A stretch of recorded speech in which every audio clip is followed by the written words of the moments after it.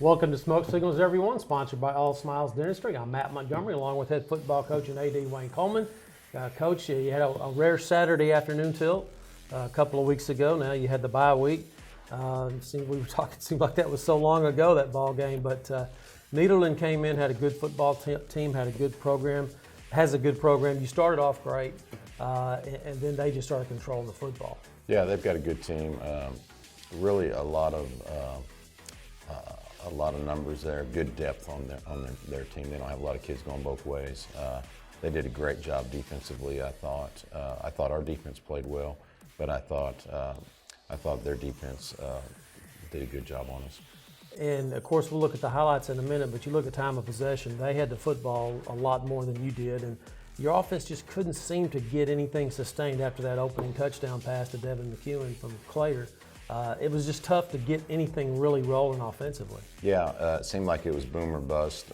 Most of our points came off big plays. We're not able to sustain drives right now, make mistakes, shoot ourselves in the foot. They played a really cushy, soft defensive look, trying to make it hard for us to get anything going. You jumped out, you got the opening touchdown, then you get the fumble on the kickoff, but you were not unable to come away with points. I thought that was a real key right there to kind of, if you could really separate yourself by getting some kind of a score there. Yeah, it felt like, hey, these guys had a long bus ride, and we can jump on them right now. But we didn't execute. We had the ball on their end of the field there on that second possession, a chance to go up 2 scores, and didn't get it done. Jacksonville versus Nederland, let's take a look at some of the highlights.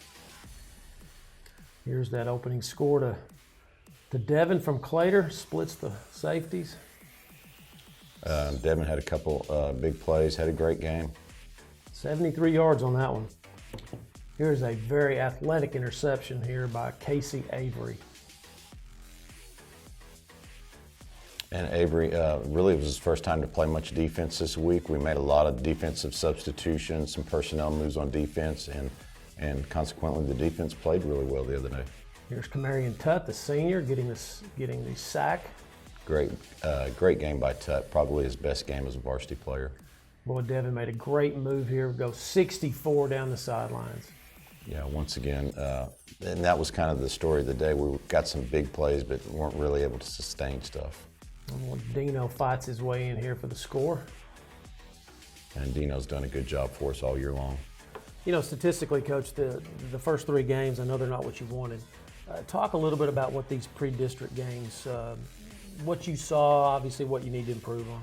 Yeah, I think we knew going in we were going to make some changes on our offensive philosophy and spread it out and try to help our run game. And what's happened is we haven't really helped our run game. So we've got to keep working on that. And that's been the most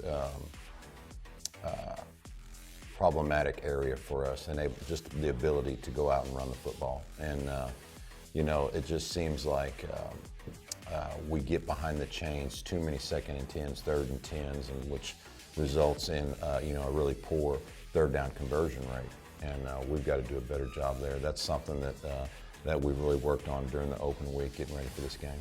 You look at the number of points scored on your defense. It's really not. It really doesn't tell the whole story, because you have the offense, you're -7 in the turnover ratio right now, and that affects your defense. That keeps them on the field longer. Yeah, they've given up a lot of points, Coach, but it seems like in the 4th quarter, that's where a lot of the points are coming because they've been on the field so much. There's no doubt. Our defense against Nederland forced 5 punts and 3 turnovers. Yeah. So there's 8 possessions where Nederland didn't score. That doesn't show up in the stats a lot. No, and in modern day football, if you stop the other team 8 times, you're supposed to win that game. Yeah. And but you can't do that if you yourself are turning the ball over. Well, Jacksonville heads to Hallsville this week to open up District 9 5A play. Coach, Hallsville's only played 2 games, and you played 3. They lost a game to COVID to Sulphur Springs. Talk about Hallsville. They're 0-2. They're hungry for a win, just like you guys are. Yeah, Coach Allison's a new coach over there, and he came in from Waco Robinson, I think, and he's got a great resume. Won a lot of games. They're running a spread offense. He's gotten a lot of players out for football this year that had not been playing. They're quarterback's a big 6'3" baseball player that's coming out there, and he can sling it. Yeah, and, Tyler Lee, I believe is his name. Yeah, he's got a big arm, and he's doing a good job. So they're going to be excited to see us coming to town. You know, they are looking for their first win, just like us. And it's going to be, I mean, somebody's going to come out of there with a W. It's going to be a dogfight. Yeah, they played both of their games quite closely. They've lost their games in the fourth quarter. They were down 2 to Cleburne, a team that you guys played, and then they gave up 2 late touchdowns in the final 4 minutes of the game. And then they were leading going into the fourth quarter against McKinney Ridge, Frisco, yeah, they're Frisco Memorial. Right. And boy, in the fourth quarter, the wheels fell off for Hallsville. They have done, and I know they're 0-2, but they've done a good job of playing pretty clean football, not beating themselves. So it's kept them in games, and it's kept them, gave them a chance to win in the second half. And unlike us with all of our turnovers, and they haven't done that. So we are going to be pressed to play a much cleaner game if we want to have a chance to win. Coach, you talk about to your team, I hear you talking about you're playing against yourselves. And when you start district play right now, all the things in non-district, all those things that happen, you don't want that to carry over. And I know that that's what you guys have been working on, not just the physical part of the game, but the mental part of the game as well. Yeah, and you're always trying to make sure you're not repeating the same mistakes over and over. And so you've got to make a decision. Coaching-wise, are we going to keep asking our kids to make these type of plays, or are we going to get rid of those kind of plays? Like in our kicking game, with just a few personnel changes made us much better in the kicking game. Defensively, a few personnel moves going into the Nederland game made us much better defensively. And even going this week into offense, going into this game, we've made some personnel moves offensively. So I think there's going to be things that we're going to see this Friday against Hallsville that we're going to be like, wow, Coach Coleman, why didn't you do that sooner? And sometimes you just don't know. And I talk to the kids all the time about you don't know if you don't know. Yes, right. And you have to play games to find out things. Exactly. Yeah. And the more experiences you have, the more you see your kids perform, the more you realize, hey, this kid can do that.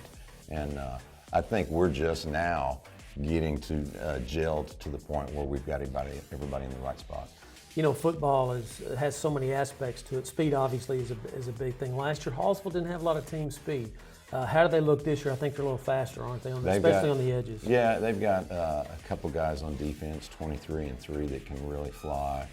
They've got a slot receiver that's really good.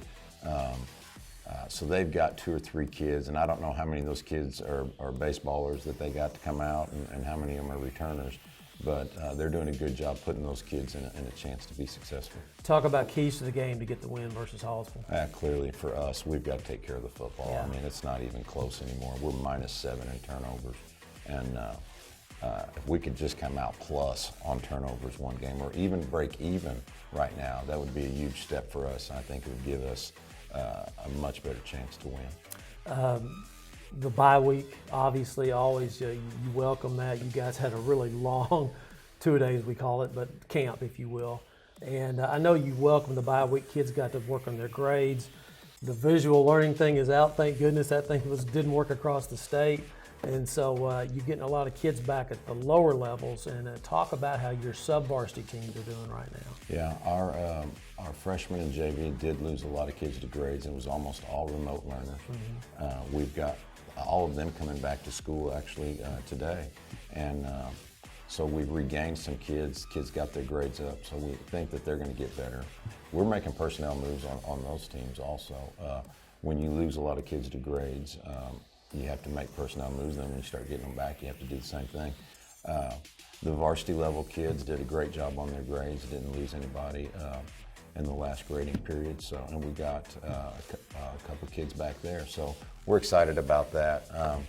They are our 7th grade B team last night beat White House. They were all fired up. It was like they won the Super Bowl. It's their first game. Yeah. They've had COVID things going on where they've been losing games. Our middle schoolers did not play a real game until this week, and so they got to play White House B team last night. The 7th graders did.